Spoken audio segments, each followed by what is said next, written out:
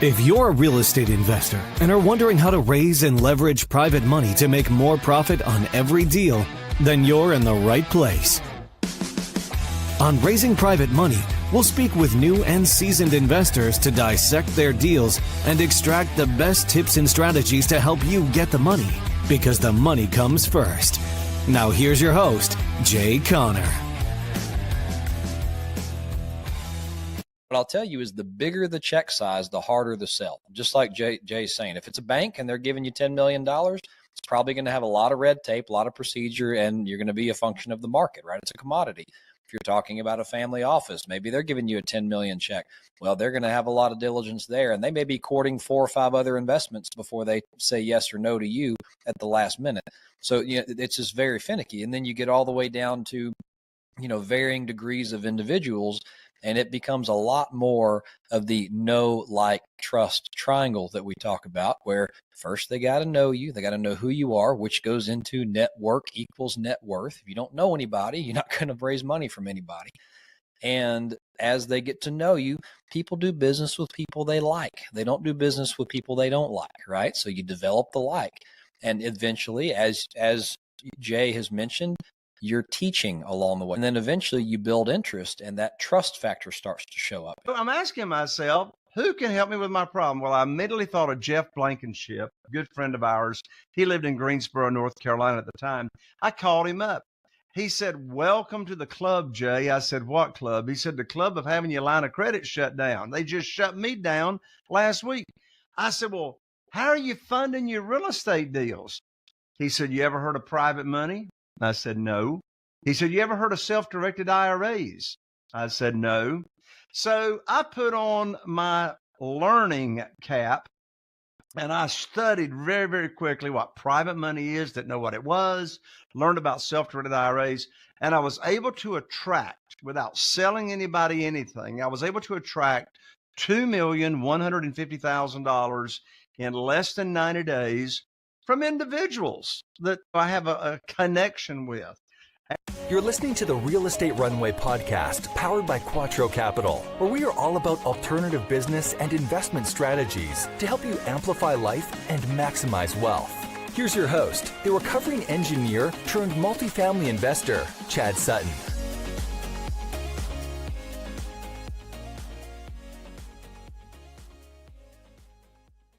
All right, Real Estate Runway family. Happy New Year. Welcome to another episode of the Real Estate Runway podcast. Actually, I think I'm wrong. I think you got 1 episode before this, but that's okay, maybe 2.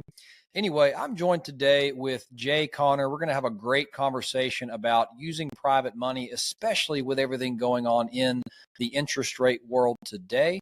But folks, if you get any value out of this show or anything we produce here at Quattro Capital and Real Estate Runway, just interact with it, like it, share it, subscribe, pay it forward. We do this for free. We do this for you. Just make sure someone else who needs to see this sees it, okay? Now, getting into the show today, Jay Conner, welcome on the air. How are you, sir?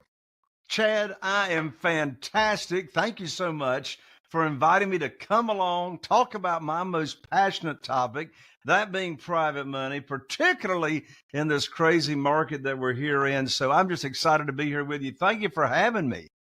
Absolutely. It's an honor to have you here. And I always love having people who have lived through the 08, 09 time and are living through today, because there's great comparisons and lessons to be learned, especially for everyone who's, not been through a cycle or two yet. So glad to have you on. Let's hear a little bit about you first, Jay. So tell me how you got into this business in the first place, how in the world you start using private money. Let's walk that walk a little bit.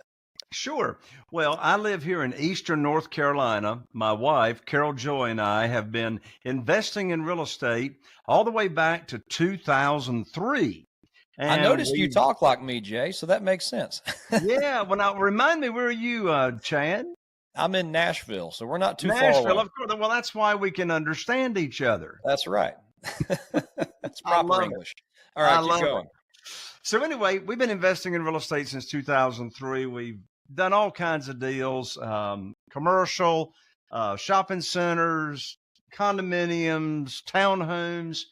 We've bought and fixed and flipped over 500 single family houses here in Eastern North Carolina. So all kinds of real estate. And Chad, the first 6 years from 2003 to 2009, all I knew to do to fund our real estate deals was go to the local bank, get on my hands and knees, put my hands underneath my chin, and say, please fund my deal, fill out an application, keep my credit score up, and all that. That's all I knew to do. And so in January of 2009, Chad, I called up my banker. Now, I know this may be hard to believe, but we actually here in North Carolina still have handsets with cords attached to them. Telephone. It's called a telephone handset, right? For those born after 1990 and not on the video here, he's holding up a corded phone. Can you imagine that? So I sat here at my desk and I called up Steve. Steve was my banker. And Steve had funded tons of deals for me from 2003 to 2009. And I called him up, had a little chit chat. And what I'm about ready to share, I had this conversation with Steve many, many times. I told him about two houses I had under contract, and the profit. These two deals represented over $100,000 in profit. Anyway, I found out, Chad, very, very quickly in that conversation that I had no line of credit, that my line of credit had been shut down with no notice to me whatsoever. And I'm going, what in the world's going on? So I hung up my telephone and I sat here for a moment and I thought to myself, who can help me with my problem? Now, by the way, Chad, these people that go around and say every problem you got is actually an opportunity, I want to throw up. I didn't have no opportunity. I had a problem, right? So I'm asking myself, who can help me with my problem? Well, I immediately thought of Jeff Blankenship, a good friend of ours. He lived in Greensboro, North Carolina at the time. I called him up. He said, welcome to the club, Jay. I said, what club? He said, the club of having your line of credit shut down. They just shut me down last week. I said, well, how are you funding your real estate deals? He said, you ever heard of private money? I said, no. He said, you ever heard of self-directed IRAs? I said, no. So I put on my learning cap and I studied very, very quickly what private money is, didn't know what it was, learned about self-directed IRAs, and I was able to attract, without selling anybody anything, I was able to attract $2,150,000 in less than 90 days from individuals that, I have a connection with. And so I closed on those two deals. I got 47 private lenders today. And you know what, Chad? Since that day in January 2009, I've never missed out on a real estate deal for not having the funding. In fact, I've had a problem since 2009. I can't invest all the money I got that's, pledged to me from the private lenders. So let me tell you something. Private money changed forever the trajectory of our business. You remember what was going on in 2009. All those foreclosures were going on. So stop and think about it. You had all these foreclosures. Simultaneously, the banks were not lending money. You had to have the cash, right? Well, guess what?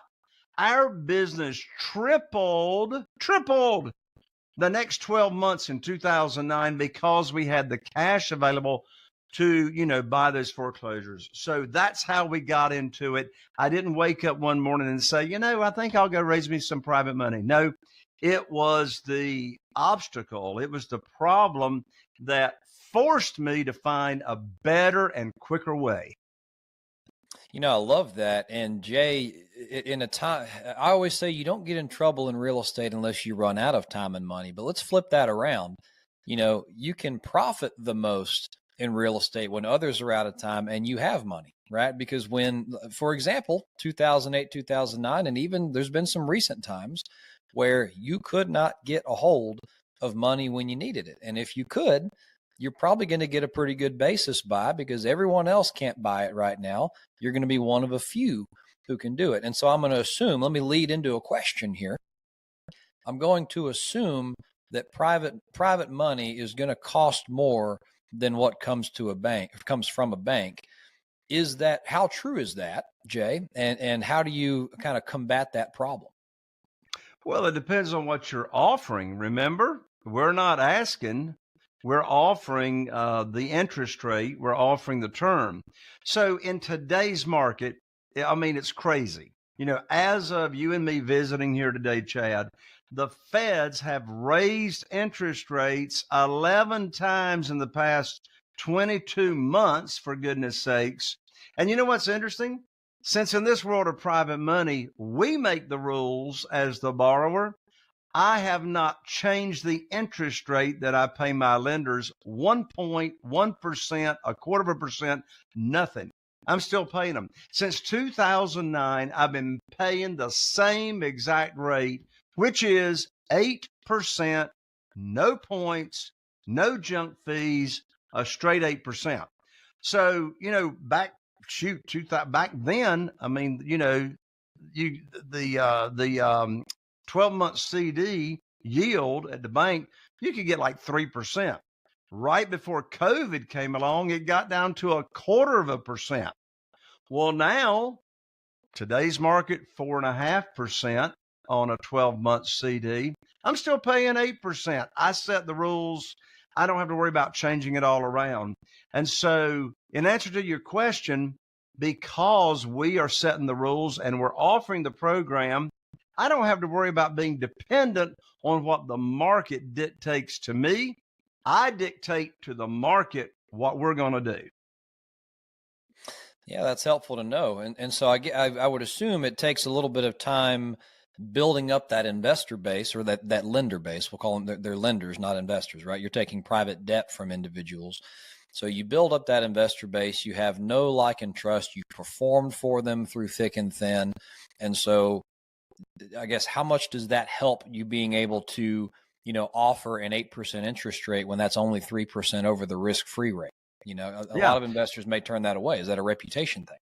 Right. Well, here's the deal. When you are negotiating with an existing private lender that's been a private lender before, that's a whole different conversation. I mean, if you got a private lender that's already accustomed to getting 12% and 2 or 3 points, then that's going to be an uphill conversation. But if you're having a conversation that's never heard of private money and all they know is what they can get at the local bank, and they're sick and tired of the volatility of the stock market, and you come along and offer this program that I'm talking about, that's more money than they've ever made. And by the way, you know, we're not borrowing unsecured money. We're giving them a mortgage or a deed of trust, you know, to collateralize their note. We're naming them on the insurance policy as the mortgagee to protect them further. We're naming them on the title policy as an additional insured. So they've never had this kind of protection, even with these kind of rates, when it's maybe only 3.5% different from what you can get at the local bank. But 3.5% is still a lot. And you know, by the way, I don't have a crystal ball. Nobody's got a crystal ball. But I got some very, very smart friends that are like brilliant economic guys and gals. And just last week, I got one friend that's putting out an email to their list saying, we're going to see mortgage rates on houses down in the 3s by the end of 2024. Another one says down in the 4s, right? Well, none of that matters, because when you're making the rules, you know exactly what it is you're going to be offering. That makes a lot of sense, Jay. And so let's ask the quite literally the $2 million question here. You know, you made a very important comment that, well, look, if you're making the rules with a lender who's accustomed to making the rules, let's say a very habitual private lender, it might be an uphill battle to get to the place you want to be. So what tactics can you offer the audience here on, you know, how is Jay Conner, you know, finding the people who are just sick and tired of being sick and tired, and this is a great deal for? How do you find those people? Absolutely. So these people, first of all, we want to own the real estate in between our ears, right? We want to own this real estate. So we want to have the right mindset. So here's what I mean by the right mindset. First of all, we're not going to go out asking, begging, chasing, selling, trying to talk anybody into anything. What are we doing? We're putting on our teacher hat. So you want to put on your teacher hat and you want to start educating people what private money is. and how they can also use their retirement funds to, loan out money to you as well. So there's three categories of where you find private lenders. Number one category is what I call your own warm market. And we'll talk about each of these categories for a little bit. So you got your own warm market. Second category is what we call your expanded warm market. We'll talk about that. And the third category are existing private lenders, people that are already out there, loaning money. Let's come back to your warm market. First of all, I would say you as the borrower, as a real estate investor, whether you're doing commercial, self-storage. I've got a great friend, Scott. Good night. He's done bukus, millions and millions and millions of self-storage, and all of it's been funded from individuals or groups of individuals that would invest into his fund.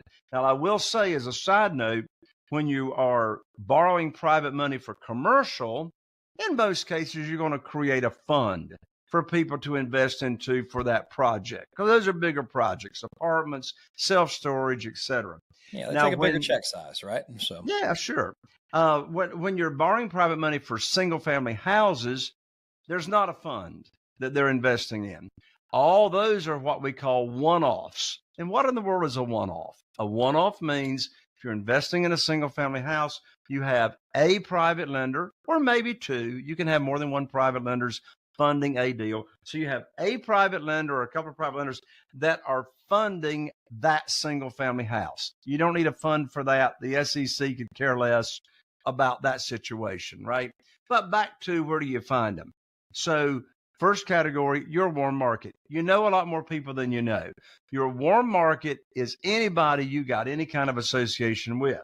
They're in your cell phone. They're on your email list. It's social media. It's Facebook, it's LinkedIn, it's who you go to church with, it's who you play poker with on Thursday night, it's who you play golf with, it's the Kiwanis Club, it's the Rotary Club, etc. So who do you have association with, and you have already some level of like, trust, credibility with, right? So that's the first category of warm market. Now, in the warm market, I teach 5 steps of how to go from just having a contact that you already have to having funding pledged for your deals. By the way, as another important side note, that's how we don't chase. We separate the conversations between teaching what private money is to people in our warm market and the program that we offer. What's the interest rate? What's the frequency of payments? What's the term? How they can get their money back, with an emergency or whatever. So we teach the program without pitching a deal. Then after they're in and they love the program and we know how much they've got to loan out, now we call them up with what we call the good news phone call. The good news phone call is not asking anybody. Remember, we're not asking. We're not asking anybody if they want to fund a deal. We give them the good news phone call with, I can now put your money to work. I got a deal in Newport, after repaired value $200,000, funding requires $150,000. I know they got $150. They already told me. And closing is next Thursday. You need to have your funds wired next Wednesday. I'm not asking them if they want to fund the deal. Of course they want to fund the deal, particularly if they've already moved their retirement funds over to a self-directed IRA company that I recommended. They ain't making any money until I put the money to work. Back to where you find these people. So your warm market, right? I teach you how to make your list. I call it your top 40 potential private lenders from your warm market, right? So you make your list. By the way, who should be at the top of your list? I can tell you who should be at the top of your list. People that are retired. Hello, hallelujah. Like retired people, there's probably a good chance they got retirement funds. Probably so. So you make your list. And anyway, got 5 steps on getting to the funding. So your warm market, where else do you find these people? By the way, these are normal people. We're not talking about going to a family office to raise $10 million or $20 million for a project. We're not talking family offices. We're talking about regular, ordinary people, right? So the second category is what we call your expanded market. Well, what in the world is expanded market? Well, Chad, I know you'll agree, and your audience and your listeners will agree, There's a direct correlation between your network and your net worth. So how can you grow your network very, very quickly, right? Well, it's called getting involved in your local community if you aren't already. Rotary, Business Networking International, for goodness sakes. If you're listening to this show and you don't get anything out of this show except one thing I'm getting ready to tell you right now, if you want a lot of private money, join one of your local BNI groups, Business Networking International. I've gotten millions of dollars from my local BNI members referring me to other people they know that want to get a high rate of return safely and securely.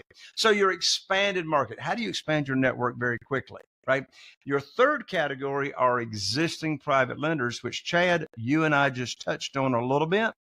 Where do you find those existing private lenders? Well, don't do it the way I started out in 2009.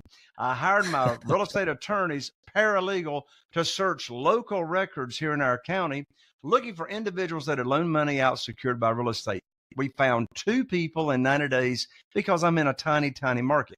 Our market's only 40,000 people. I only do 2 to 3 deals a month, but our average profit is $78,000 per deal. I don't say that to brag. I just say that to mean it don't matter what size market you're in, you can make a lot of money. So I hired my real estate attorney's paralegal, only found 2 in 90 days. So then what did I do? Well, I hired some sophisticated software developers and we put together the private money data feed.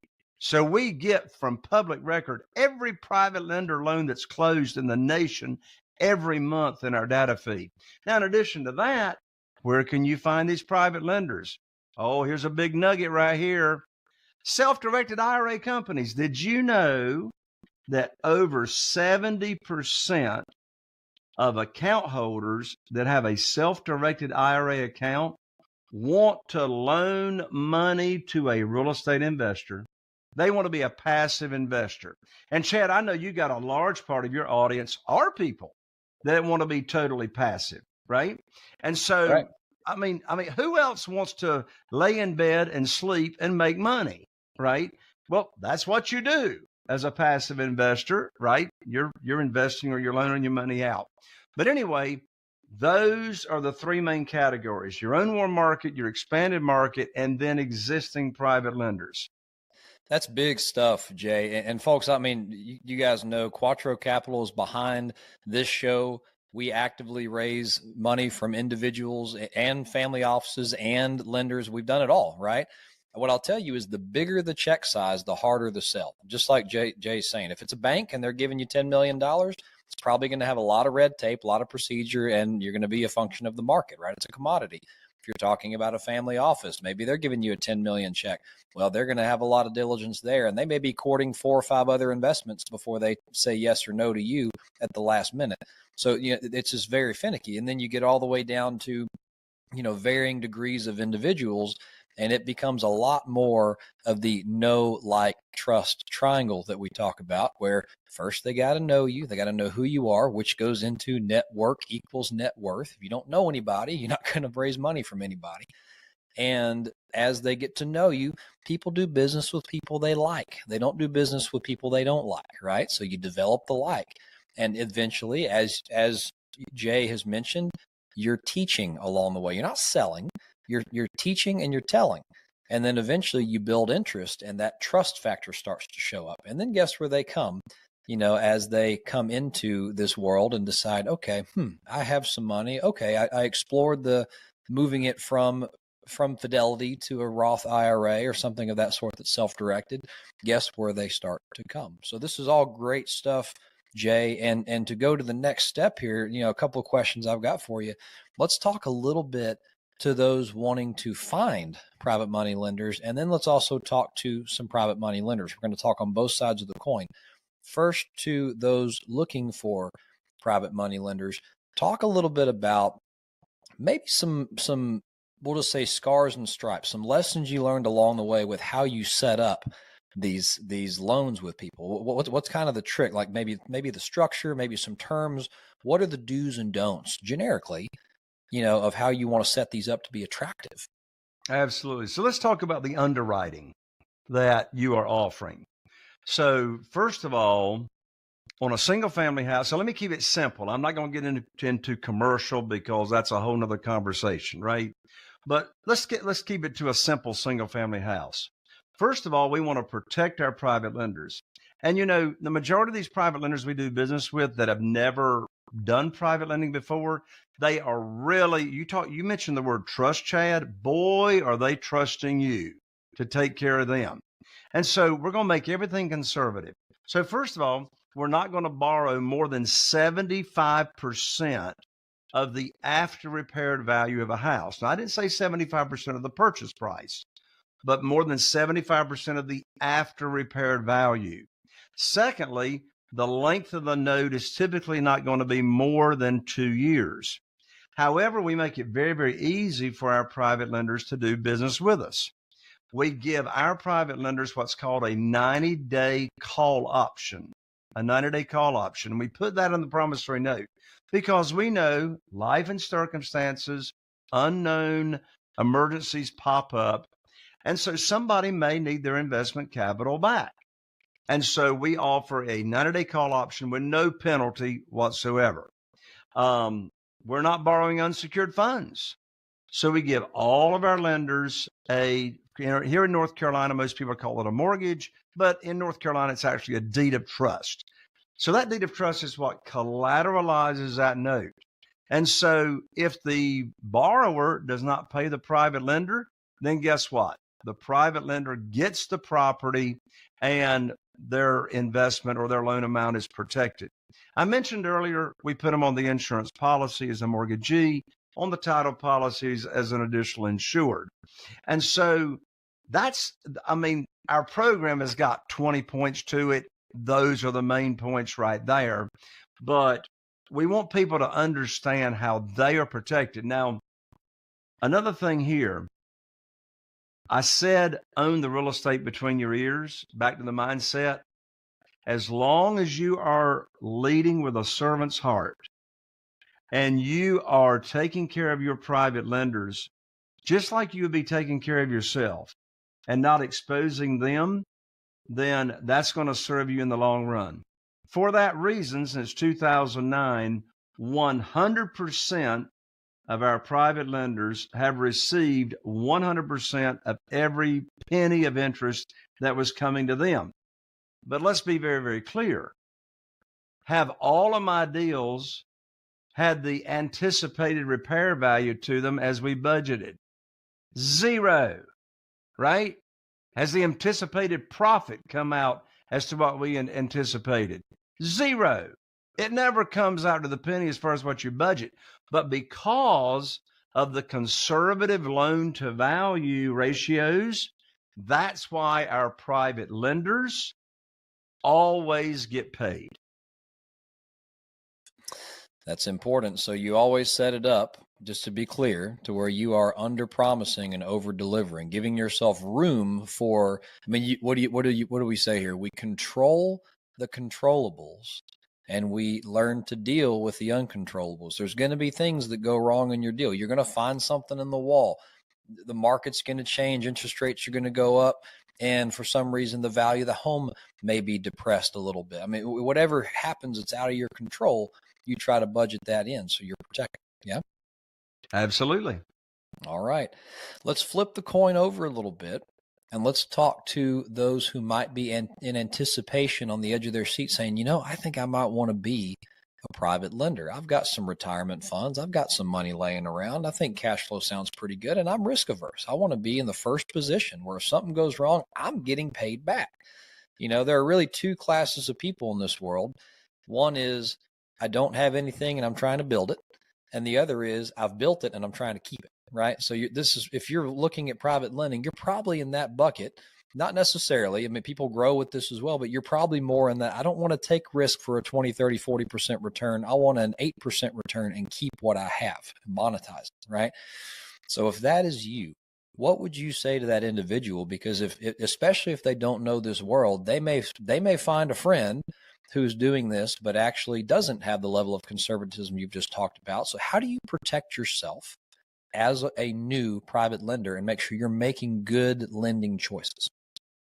Excellent question. First of all, when you are a private lender and you're loaning your money out on real estate, first of all, really what it comes down to, you're not investing in the deal. You're not loaning on the deal. That's really not what you're doing. As a private lender, you are investing in the operator, is really what you're doing. You are loaning money based on how well do you believe, regardless of the protections that are in place. You're really loaning that money out based on how well do you trust that operator is going to be able to perform, right? So let's drill down for a second on that question. How do you know that operator is going to perform? First of all, let me ask you a question. How do you know the operator? Right? How do you know the operator? Right?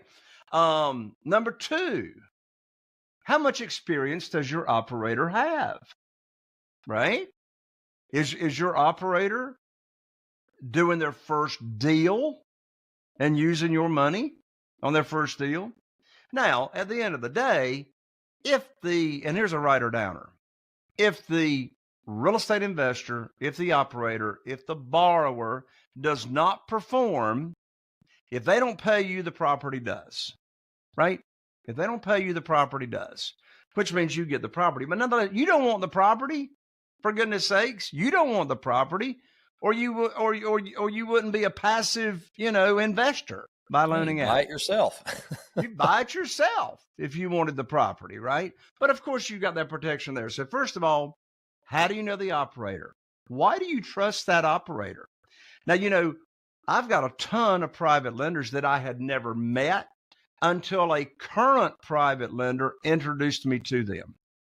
So I had already performed and proved my performance over time, and now the referrals. So if you have been referred to an operator, to a real estate investor such as myself, by another private lender that's had a good experience, then that's a pretty good, trustworthy referral, right? If you've been referred.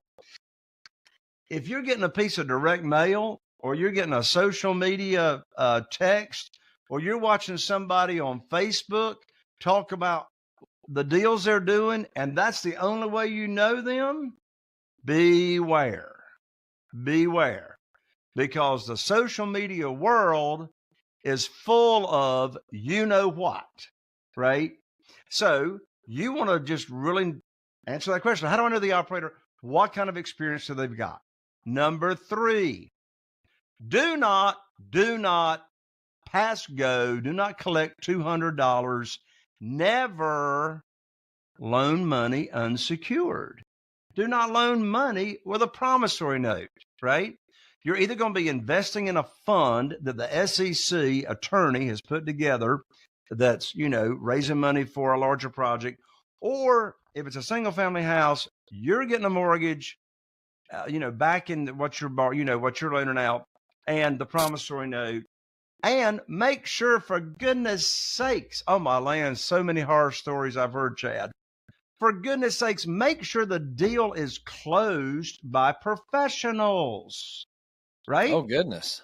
Hadn't thought of that one. You would think You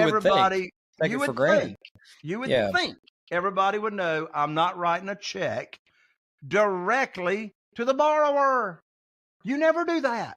Never, never, never, never write a check or wire money directly to the borrower. No.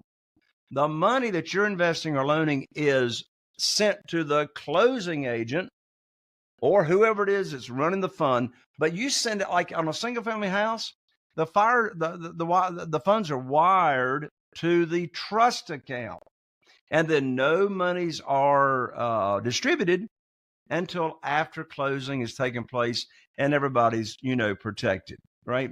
Those are the top things that come to mind, right? Know who you're doing business with, closings by professionals. Make sure you're named on the insurance policy. Make sure that you're named on title policy if it's a single family house. And, I don't care how much you trust somebody, you want it in writing. My dad, who just turned 90 years old, and is in the middle of a 325 housing development and got it a third built out. He learned a very, very important business real estate lesson when he was in his 20s. I'm not going to tell the story right now, but here's what it all comes down to. When it comes to real estate, yeah, you want to trust who you're doing business with, but the only thing that matters is what's in writing. Couldn't have said that better myself. And folks, I have loaned and invested money, and people have loaned and invested money with me within my own blood family. And we put everything in writing because you know what? Two things happen. 2 years down the road, 3 years, 4 years down the road, everyone gets amnesia in their favor. That's usually how it works. That's a writer downer right there. They get amnesia in their favor. Yep, I'm writing that down. They're going to remember it more in their benefit. And you just don't want any temptation for wrongdoing. If it's written down, you don't have to worry if it's consummated by a contract. All right. Now, folks, we're going to take this. We could talk about this stuff all day. What I'm going to tell you is Jay cannot teach everything he knows in a 30-minute podcast. So we're going to talk a little bit about some of the stuff he has available for you in just a moment. But Jay, before we do, what is your superpower? Could be in life or business, and how does it serve you well? My superpower is resilience. So you mentioned it, Chad. I mean, problems are going to come along, unexpected things are going to come along. I don't care what you're doing, right? And so when the problem comes along, it's like the story I shared, the bank cut me off. Well, I had a choice. Remember, you always have a choice. Don't be a victim. Don't be a victim. Be a victor. You got the choice as to how you want to respond. So what leads me to always being resilient, no matter what happens, is the following formula. And here's the formula that will dictate your future. E plus R equals O. E stands for the event. R stands for your response. O stands for the outcome. Something's going to happen in your life. Maybe you created it, maybe you didn't, but something happened. That was the event that happened. Guess what? Most people are walking around with E equals O. That happened to me. I can't do nothing about it. Wrong. The R is your response. You get to respond to whatever event that happens to you any way you want to. Because you get to respond to whatever happened, you determine the outcome. Like with me with private money, they cut me off from the bank. What was my response? I found a better way by asking the question, who can help me with my problem? And notice what Jay did there. I don't know if he even realizes he did it, but he didn't turn it to a closed-minded question of why is this happening to me? It's what can I do about it? When you train yourself to ask a solution-oriented, open-ended question, as your reaction, I love what you said, E plus R equal O. When an event E happens, your reaction should not be to ask yourself, why is this happening to me, and accept the outcome. It should be to ask yourself, what can I do about it? And that gets your wheels turning. It opens the doors. I love that, Jay. So let's flip the coin over here. Biggest failure, life or business, and feel free to tell your father's story if it's most appropriate here. Well, I'll keep it to real estate. My biggest failure, first of all, that's a hard question to answer because I've had a lot of big failures, right? I've discovered in my 63 years of being on this planet Earth, I just got to screw it up really royal before I really learn how to do it. So biggest failure or biggest lesson learned as it regards real estate. So this goes all the way back to 2005. I invested in a luxury property on the beach here in Eastern North Carolina, and I ran the math just to flip it and make money on the flip. I did not run the math with the backup plan of if I get stuck with that property, will it cash flow and cover my underlying debt? So that was a bloodbath. That was a bloodbath lesson. So what's the lesson? When you're investing in real estate, single family, etc., if you're looking to flip, always run the math. Can you rent that real estate out and cover your underlying debt, even if that's not your initial intention? Control the controllables. Have multiple plans. I love that. Okay. Now we've come to the time in the show where we're going to talk a little bit about what Jay and his team have to offer you, the listener. As we mentioned, he cannot teach you all this stuff in one episode. So tell me a little bit about the books, the podcast, all the stuff you have. And folks, these links will be in the show notes, so no worries on trying to write this down. But go ahead, Jay. Sure. Thank you, Chad. First of all, I'm so excited about my recent book that I've written, which is called Where to Get the Money. Where to Get the Money. So in this book, and by the way, this is not an ebook. You can't download it. Chad, did you know the United States Postal Service is actually still in business? Right. So I'll autograph this book for you. All you got to do is ask for it. And we will ship it to you priority 3-day mail in the mail. And this breaks it down step by step, all the details I've been talking about, how to get all the private money you would want for your real estate deals. And here's how you pick it up. Go to www.jayconner, and I'm an ER, not an OR. So www.jayconner, JAYCONNER.com/book. Again, that's jayconner, JAYCONNER.com/book, and we'll send it to you priority mail. All right, very good. And I believe we've got some other links for you in the show notes as well that Jay's my assistant sent over. podcast, Chad. You mentioned my podcast. So, if you're listening on iTunes, Spotify, and the other 100 platforms, all you got to do is search for on your podcast, your iPhone podcast app. Just search for Raising Private Money. Raising Private Money with Jay Conner. It'll pop right up. Come on over, and I have amazing guests to join me talking about how they raise private money. Very, very good. And let's go to the last question, then we'll wind down the episode. Look, here at Quattro, we are operating by 4 pillars. That is people, property, profits, and philanthropy. A group of people coming together around a property to generate a profit, some of which is used for philanthropy, coming back and taking care of people. So I love to ask my guests on this show, what is it that you do with your time, talents, and treasures, or any combination of the three, to support your philanthropic ventures, to give back in the world, to do good while you do well? I'm glad you asked. Our motto for this year is make more in 24 to bless more in 24. A good friend of mine asked me a couple of years ago, Chad, he says, Jay, why are you still working so hard? You don't have to be doing all this. He said, Jay, when is enough enough? I said, that's a great question. And here was my answer. Enough is never enough when it's not about you. Enough is never enough when it's not about you. And really your question, Chad, really speaks to the answer of what's your why. I mean, stop and think about it. Why are we going about doing all this stuff that we're doing? And if your first answer is to put money in my pocket, it ain't going to last very long. I can tell you over the years when I've gotten involved in a venture or opportunity, and the only reason I was in it was to make money, I didn't even get off the ground, right? So what are mine and Carol Joy's interests? First of all, as far as our talents go, we write spiritual songs for the church and for the Lord. We've written over 50, and some of them have gained quite a bit of popularity. One of them being this song named I Close My Eyes.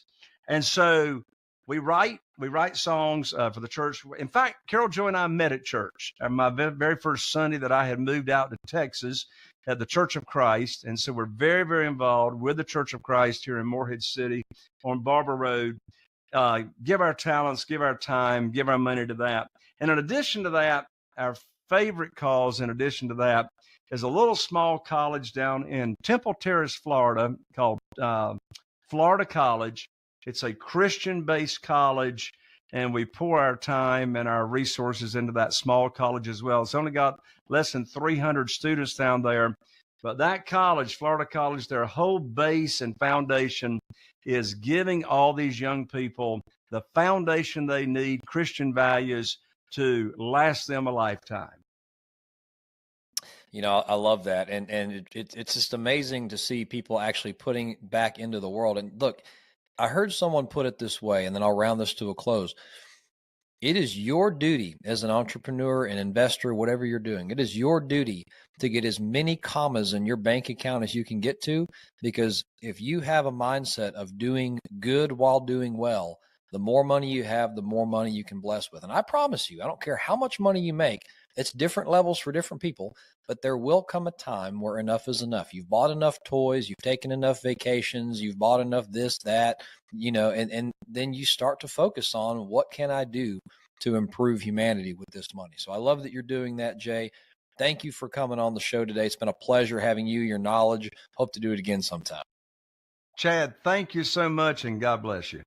God bless you. All right, everyone. This has been another episode of the Real Estate Runway Podcast. If you get any value out of this or anything else we produce, like it, subscribe, share it. Just click any button that you see in front of you, because any interaction with the content helps us, whether you're on TikTok, YouTube, Facebook, whatever, podcast, just interact with it. Pay it forward to someone else just like you who needs to hear this content. And with that, this is the Real Estate Runway Podcast signing off.